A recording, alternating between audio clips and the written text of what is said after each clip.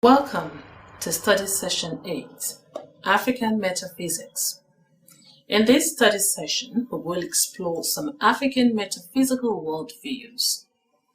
Africa comprises of numerous nations and ethnic groups with various metaphysical views and ideas. Therefore, 3 cultural groups in Nigeria will be used as a case study in this study session. We will examine the concept of Uri in Yoruba context, the idea of the universal among the Igbos, and the Esan conception of being. When you have studied this session, you should be able to analyze metaphysical worldview in relation to African culture. African metaphysical worldviews. Although the theme of this study is African metaphysics, it will be necessary to state from the onset that at least for 2 reasons it will be inappropriate to speak of African metaphysics as metaphysical speculations for all Africans. One reason is that we usually do not speak of European metaphysics or American metaphysics. Neither do we speak of Asian metaphysics as common to all Asians, or European or Americans as the case may be. In the same vein, we do not speak of American mathematics or French physics or English chemistry. These are universal conceptualization, and to compartmentalize them is to debase the essence of the notions. A second reason why we should avoid the use of African metaphysics is that there are no perceptions of reality that are common to all African people, whether in Algeria or in Nigeria, whether in Liberia or in Ghana. Thus, there are no common conceptions of reality to Africans, for the Yorubas as well as for the Igbos, for Hutus and Tutsis, for the Ewans in Ghana and the Zulus of South Africa. And so, this study shall attempt the specification of the use of certain notions, such as death and life, such as Uri and Chi in Ehi among the Yorubas, the Igbos, and Isans, respectively. Let us begin this study session by first examining the notion worldview. A worldview has been referred to as how people perceive and explain their world, or the ways things are or change in their environment. According to Kalu, 1978, and Kraft, 1979, a worldview can be understood in terms of a unified picture of the cosmos explained by a system of concepts which order the natural and social rhythms and the place of individuals and communities in them. In other words, a worldview reflects people's basic assumptions about and perceptions of the universe, which give orientation and value to their lives. A people's worldview stands for their source of explanations for the ways things are in the world, including their theories of illness, death, and misfortunes, and how human afflictions and problems can be solved. Indeed, as Animalo 1990 sees it, a worldview or cosmological framework refers to a people's way of organizing their activities, which explain the how and why of daily existence. According to Animalo, worldviews are products of experiences so pregnant with drama that such experiences give rise to symbols or totems of some sort. The symbols give rise to thoughts or creative intelligence, akonuche, and creative intelligence gives rise in turn to the customs and codes of the society, which are so internalized from childhood onwards that they go unquestioned as a way of life. Although the term worldview has been used in a fairly wide sense, it is not a term that admits of any easy and standard definition. So it will be proper to state that the term will be used here to refer to a system of beliefs that are interconnected in something like the way the pieces of a jigsaw puzzle are interconnected. That is, worldview is not merely a collection of separate, independent, unrelated beliefs, but is instead an intertwined, interrelated, interconnected system of beliefs. Every one of us looks at the world through our own lens, a matrix of culturally inherited qualities, family influences, and other life experiences. This lens or window truly determines what you bring to every discussion. As such, we do well to get in touch with our own operative worldview. It is there anyway, so you might as well know what this highly influential window of reality is. It is largely unconscious and it drives you to do this and not that. It is surely important to become conscious of such a primary lens, or we will never know what we do not see and why we see other things out of all perspective. It is important to note that different worldviews have its peculiar model for explaining various phenomena. It will probably not be easy for you to name your operative worldview objectively. It is true that even the most enlightened people see their world from a certain defined cultural perspective, but they also see beyond their own biases to something transcendent, something that crosses the boundaries of culture and individual experience. Understood within a cultural setting, such as the Igbo, it is possible from their worldview to explain reality, life, and the human environment, and predict space-time events, and finally exert control over them. In this way, the force of Igbo religion, as of any other religion or ideological system, rests with the cosmology, which undergirds it. In the case of the traditional Igbo, all forms of individual and group religious practices occur within the broad outline of their worldview. Particular belief systems, such as the basis for the ritual naming of a child, the Okuhonyowa ceremony, and death and burial rites, and other traditional values and practices, emanate from and are validated by it. It is not only religion, but also most other aspects of Igbo traditional socio-cultural life that come under the influence of Igbo worldview. Igbo idea of the universe. The Igbo people have a religious conception of the universe. They see their world as made up of two planes, the physical and the spiritual.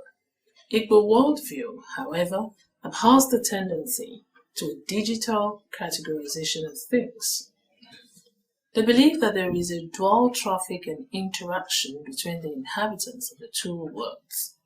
In this way, the understanding among the Igbo is that spiritual beings and cosmic forces are highly intermingled. The activities of spiritual beings and forces often directly impinge on the affairs of humans in the human world. This fundamental religious outlook on life continues to adjust itself each time to the changing circumstances of the life experiences of the people.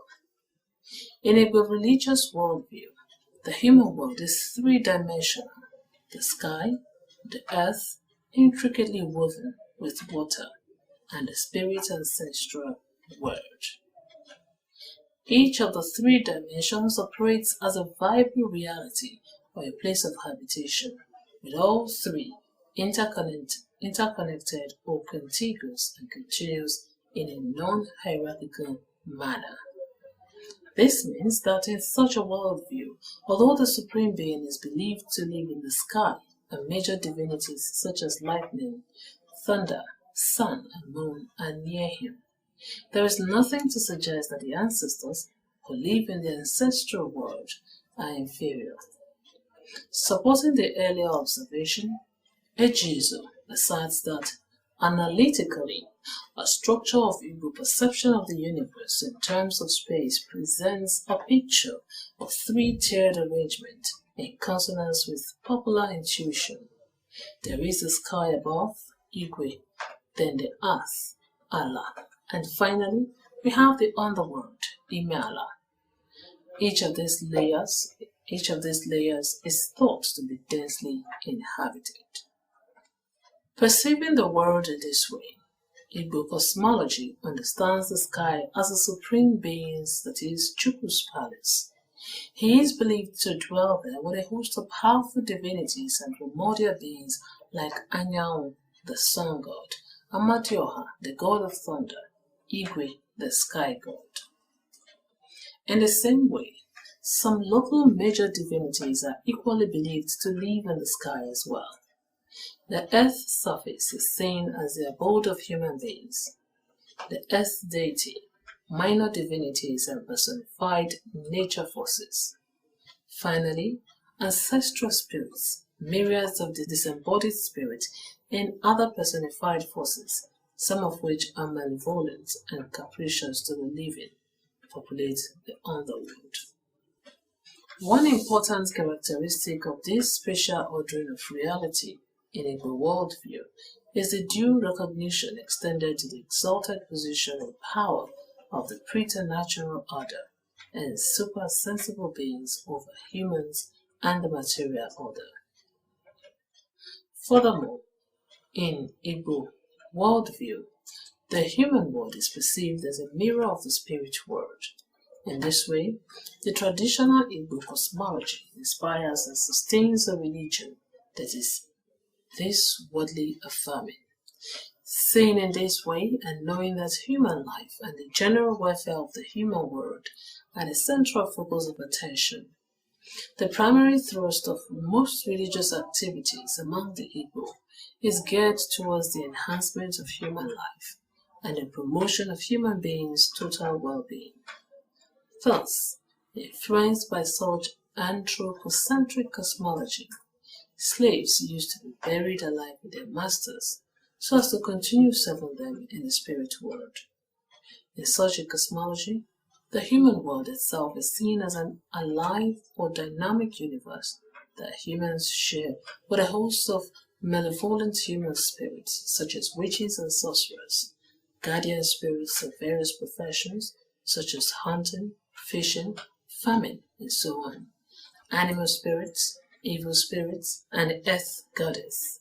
In this perspective, a filial relationship is believed to exist between the earth goddess and the water spirits called Mamiwata. Such Igbo worldview further reflects the fact that Igbo deities are arranged spatially in 4 levels, such as the sky as represented by a male, the earth as represented by a female, water as represented by a female, and ancestral as represented by a male. The structure shows that in Igbo religious worldview, male deities predominate in the 1st and 4th levels, while female deities dominate in the 2nd and 3rd levels, as seen earlier. The deities in the sky, such as lightning, thunder, and sun, who live near the supreme being, are males, while the earth and water, under the purview of the earth goddess and queen of the coast, are females. In addition, female ancestral rituals exist, but most rituals are male, as if the females lose their identity at death. In a worldview, human existence is perceived as precarious in the effort to tap the resources of good spirits to ward off the machinations of evil spirits. In this way, the social, political, and economic aspects of life of the Igbo are predominated by a highly spiritualized and religious world. In its relations to kin, neighbors and spirits are seen as at once a source of security and often that of affliction and distress. People feel constantly threatened by all sorts of supersensible forces. Supporting this estimate, Ezeanya observes, we notice that the unflinching fidelity to the various religious practices is motivated not so much by the love of the divinities, our ancestors as a fear of the consequences that might result from failure to perform certain rituals demanded by the gods. For the same reason, charms and other protective consciousness are particularly helpful in defending oneself against unpredictable malevolent spirits and their agents. A related problem with this aspect of Igbo cosmology is a tendency among the Igbo to manipulate and bargain with the gods as an integral feature of their religion. It is this point that Kalu was making when he made his observation. A tendency similar to the given orientation is a widespread exercise of divination and other forms of oracular practices as a traditional Igbo endeavor to decipher the dispositions of the spirits and nature forces in order to predict and control them. In Igbo religious worldview, key areas such as land, river, hills, forests, caves are believed to be controlled by female deities.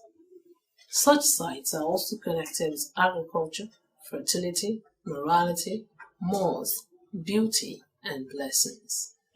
Yet, among the Igbo, yam is regarded as a king of crops, and one of the indices for assessing a man's wealth is the number of yam tubers he has in his barn. The importance of yam in the economic and social life of the Igbo guaranteed the religious prominence of Ife-Juku yam god in many Igbo communities. It also accounts for the dominant presence of yam as a ritual object in many Igbo religious ceremonies, such as the Igbo naming ceremony, the Okuponyowa ceremony, and Abamnobi ceremony, as will be presented in subsequent reports by this same author. Consequently, the god of yam is accorded primacy of place among the people, and yam cultivation is a male occupation. Many religious rites are centered around the cultivation and harvesting of agricultural products. According to Ogwara, in Igbo land, an elaborate ritual ceremony preceded the harvesting and consumption of the new yam. In such a ceremony, the senior elder of each lineage is expected to offer sacrifices at the shrine, which is followed by a feast. It is after the ceremony that new yams are declared fit for consumption. Let us now take a look at Ori and destiny in Yoruba cosmology. Ori in the Yoruba language, as noted above, means head. What has it got then to do with destiny? Ori is an important part of the makeup of the human person. Emi and Okon are the others. Ori, like Okon, has a dual meaning. It refers to the physical head, which is considered vital to the physical status of a person. It is, for instance, the seat of the brain. But when a typical Yoruba talks about Ori, she is more often than not referring to a non-physical component of her person. For there is a widely received conception of an Ori as the bearer of a person's destiny as well as the determinant of one's personality. How does this element come into the picture? There is a common agreement in the tradition and in its literature about the makeup of the human being. According to this tradition, the human being is made by the combined effort of the god Obatala, the maker of the physical body, and Olodumare, the supreme being who gives Emi the life force or soul. Emi is a non-material force responsible for life. Its presence ensures life, and its absence means death. But the Emi is itself immortal, and it may reincarnate in another body. The problem this belief raises for the concept of destiny will be discussed later. Okon, the other component of the human person, also has a dual nature, being material and non-material. In its former nature, it is the heart. In its latter nature, it is the mind, as a center of consciousness responsible for thinking, desiring, wishing, deliberating, and so on. As such, its contents include ero, thought, ifeokun, desire, eru, fear, and so on. After Olodumare has put the Emi in place, the newly created body plus Emi proceeds to the house of the god Ajala, the potter of Ori, to get an Ori. Ori is the bearer of each person's destiny. This, as previously noted, is not the same as a physical head, but though for a reason that has to do with the important role of the latter in life of the person, it is taken as a symbolic representation of an inner head, which is then taken to be the bearer of destiny. This inner head is Orino, or simply Ori. Therefore, though Ori is not identical with destiny, it is its bearer and as such the controller of a person's life. Destiny is the preordained outcomes of life, wound and sealed up in the Ori. Every human being is believed to have an allotment, and it determines what they will be in life. The significance of destiny, addressing the question of rationality. The belief in destiny has a special place in the worldview of the Yoruba, like the way chance and causality are conceptualized, which is in terms of personal idioms, connoting the activities of gods and other spiritual entities. The belief in destiny fits perfectly well into the Yoruba traditional system of thought.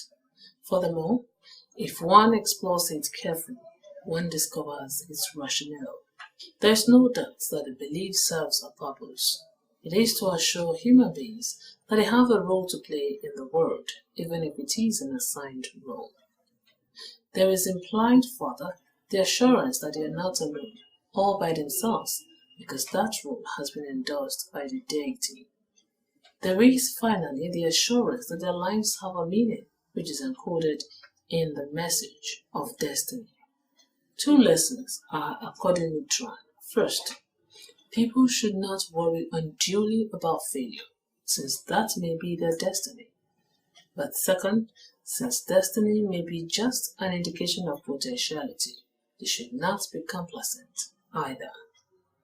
The belief also suggests to us that the Yoruba have some anxiety about situations that are beyond the control of anyone, and are keen on providing some psychological cushion against the rough and tumble of life. One may concede that a belief in destiny has its rationale, but a further question is another. Is the belief rational? This is a question posed by the late Peter Boduri. Boduri's point is that a traditional belief, like any other belief, must be evaluated from a philosophical point of view. No one can fault this demand. All that we have said about destiny providing meaning for people's life may be true, but the question must still be posed. How rational is this belief? This may be addressed from various perspectives. First, is the belief coherent? That is, are its internal components consistent with one another? Second, is the belief consistent with other beliefs that people hold about the world? And third, is the belief or theory compatible with reality as we experience it? To the first issue from my discussion so far, it seems obvious that there is a tension between the various components of the belief in destiny. On the one hand, there is a tension between the idea of a predestined life and the idea of individual responsibility. It is similar to the relation between the belief in determinism and free will. If we assume a changeable destiny, then we may draw an analogy between destiny and soft determinism, which is consistent with free will. But this only moves the problem of incoherence to another arena. Here it is instructive to quote from Barry Helen. A Yoruba will say that once destiny is fixed by Olorun, it cannot be changed. It must take place. Nevertheless, on other occasions, the same person will say that it is possible to miss the destiny one has been apportioned, in the sense of becoming confused and lost during one's lifetime and doing things for which one is not at all suited. or an external force can interfere with one's destiny.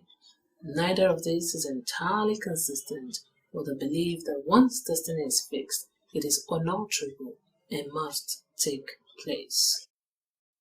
This surely appears to be an example of inconsistently held beliefs within a single structure of beliefs, and as far as Baudrillard is concerned, it must be seen and evaluated as such. But Helen does not, hence Baudrillard objects to Helen's account. For Helen, the inconsistency is only there if we look at the Yoruba belief from the perspective of a Westerner. He sees the various beliefs that may be called upon when an explanation is acquired as comparable to the various partitions that are arranged along the wings of a stage and may be swung into position depending upon the demands of the next scene. Each partition corresponds to a certain belief. There are other belief panels in the wings that will be inconsistent with it if they were brought into play simultaneously. Baudrillard is not pleased with this approach, which he sees as a good account of why the Yorubas do not find it odd to live with inconsistent beliefs. But as he puts it, Helen's account can hardly be construed as showing that the Yorubas hold consistent views on destiny as expressed in their concept of Ori. Rather, his account explains why the Yorubas do not see any inconsistencies in their belief system, but this does not remove the inconsistency. The question is, what kind of argument is there to remove the apparent inconsistency? The question of the belief in the alterability of destiny is fundamental to the theory. The issue we have raised in this connection is whether this belief is compatible with the idea of a fixed and unalterable destiny. Now, one way out of the apparent dilemma is to see the belief in an unalterable destiny as fatalism, and to argue that this is not the Yoruba position. Many scholars have argued this way. Thus, Moses Makinde has drawn a distinction between strong destiny, which he identifies as fatalism, and weak destiny, which he identifies as the Yoruba concept of Ori. If fatalism entails inalterability, weak destiny, as in Ori, does not. Therefore, the argument goes, there is no inconsistency in the belief. Another argument is that even the strong notion of destiny is open to alteration as far as the Yoruba are concerned. According to this interpretation, the concept of Ashe, special divine edicts, is superior to that of Ori, or animal, destiny, because it issues from Olodumare. The point here, then, is that Olodumare can effect a change through Ashe once its application is made and accepted. The fact that the Yoruba act as if they believe that destiny is alterable seems to support this interpretation. The second issue has to do with whether the belief is consistent with other beliefs the Yoruba hold about the world. A list of major Yoruba beliefs about the world will include at least the following. There is God. There are Orishas, that is, minor gods. Death is inevitable. Work is a cure for poverty. Good character is beauty. It is the king of all talismans. Moderation is a source of honor and respect. From this list of beliefs, can it be said that there is one that is inconsistent with the belief in destiny? Again, it would appear at first that the belief that Ori is the determinant of success or failure is inconsistent with the belief that works is a cure for poverty.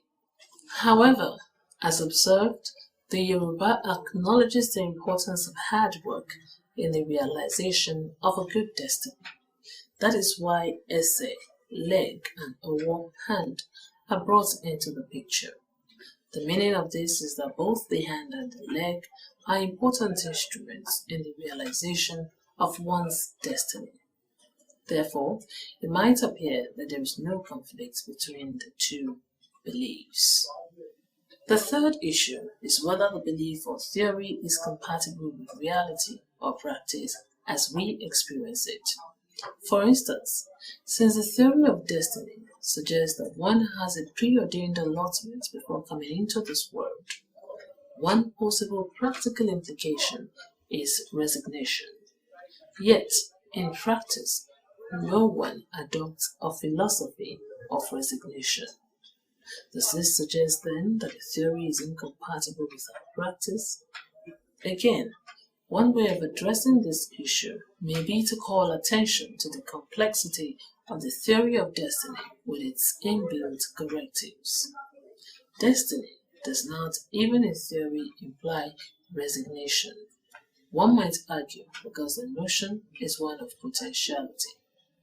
It seems then that what is needed is a thorough analysis of the full logic of the theory. Then one can expect a better fit between the theory and practice of destiny. The Esan Metaphysics. In what could be referred to as an Esan traditional ontology, there exists a world of two realms of existence, the visible and the invisible, independently real and intrinsically linked to form a whole. The beings existing in these two realms of single existence are lively and active in varying degrees because they are vitalized, animated, or energized by an ontological principle or essence, which some authors have referred to as force, which is given by the Supreme Being, or Senubwa. In Esan language, force is given different names, though having a similar meaning. It is either called Orion, force, Ete, strength, or Ahu, energy or power. Thus, for example, the name Etiose or Oriele means God's strength and a person's life force, respectively. According to C.E. Ukon, Ahu is not some form of physical causality because it does not belong to the physical order. It is metaphysical, inaccessible to scientific or empirical verification. Ahu is not believed by the Esan to be an idea in the head. It is real and personified in beings. The idea the Esan people have of it and its manifestations is caused by it. Therefore, Ahu, seen as the ontological principle of existence in Esan traditional thought, is a route to understanding the interaction and harmony that exists among entities in the Esan community. In the Esan structure of being, beings can be positioned in a hierarchical order based on the degree of vitality or force they possess. The Supreme Being stands as the ground of being, who vitalizes or gives force to all that is. He is the apex. He is followed by the divinities, both primordial and deified, ancestors, other spiritual forces, the person, and natural objects or things. Osenobwa is an Esan name used exclusively to refer to the Supreme Being, who stands as ontologically ultimate to any other entity in the structure of being. The ontological supremacy of Osenobwa is made palpable in the literary translation of the name Osenobulua, which means the Supreme who creates and builds the house, that is, the source of creator and sustainer of the universe, of life, of being. As such, to the Esan, the Supreme Being is all-powerful, perfect, and just. Recognizes mightiness and majesty. The Esan do not approach the Supreme Being directly but through intermediaries. This is the mark of respect and reverence for him. It is like the king-subject relationship in traditional Esan, where the king, or Noje, is not approached directly, but through an intermediary. In the relationship between the Esan and the Osenobwa, intermediaries such as Oshun, deity of the family, Olokun, deity of the river, and so on, therefore play a vital role. The belief in the existence of the divinities is a major feature of the traditional thought of the Esan people. The divinities stand next in relation to the Supreme Being in the hierarchy of forces. In the Esan ontology, this category of beings is subdivided into two. 1. The primordial divinities, and 2. The deified divinities. The primordial divinities are called children of the Supreme Being. They are spiritual forces brought into being with regard to the divine ordering of the universe. They are ministers of the Supreme Being with derived powers, and the Supreme Being assigns each of them a portfolio. Deified divinities, on the other hand, are Esan heroes and founding fathers who have contributed immensely to the founding of the people, and are believed now to be in a position to influence their lives positively by relating their problems to the Supreme Being. In Esan tradition, ancestors are referred to as the Nebium Avade, which literally translates as our fathers. For the Esan, the ancestors are members of the community who have properly departed the physical realm of existence to the non-physical.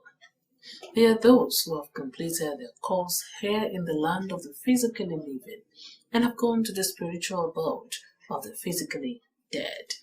An essential point to note, however, is that not all who die becomes an ancestor in the Esan tradition, as in most African tradition. For one to become an ancestor, he must have lived a community-accepted or culturally accepted lifestyle, must have lived to an old age, must have children to honor his death, and must have died a good death, as distinct from bad death, where the person's death comes mysteriously either by an anti-wickedness divinity like Idigo or under unexplainable circumstances. The next in the hierarchy of being of the Esan is the manipular forces. In the Esan tradition, there exist some supernatural forces that are neither divinities nor ancestors, but they either manipulate or are manipulated in such a way that they become beneficial or harmful to the physically living. They are manipulated in sorcery, witchcraft, and magic for certain ends. These manipular forces include roaming spirits, particularly the properly dead, and evil supernatural forces like witches and wizards. Hence, they are commonly referred to as Elemi, spirit, or Alimiebe, evil spirit. Ontologically, the person is seen by the Esan as a composite. Hence, they are commonly referred to as Elemi, spirit, or Alimiebe, evil spirits. Ontologically, the person is seen by the Esan as a composite whole of a number of substances, material, immaterial, and even quasi-material substances.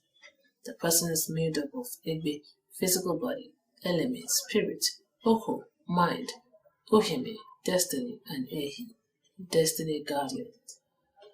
All of these put together does not yet become the person, though not until a spark of God's or the Supreme Being's energy or force vitalizes or energizes the composite and gives it life. This underlying essence of a person, this life force, the Esan calls Oreo, a person's force or 18, strength. Study session summary. In this study session, we examined and discussed of what can be referred to as African metaphysical worldviews. We adopted a selection of a number of worldviews among groups in Africa, such as the Igbos, the Yorubas, and the Esan culture. We examined the Esan conception of being. We concluded by establishing grounds of common ideals among these cultures. We argued that apart from these varieties of conceptions by groups in Africa, it is extremely difficult to conceive of a generally acceptable conception to all African experiences. And that brings us to the end of study session 8 and to the end of the course PHI206, Introduction to Metaphysics. Thank you for listening.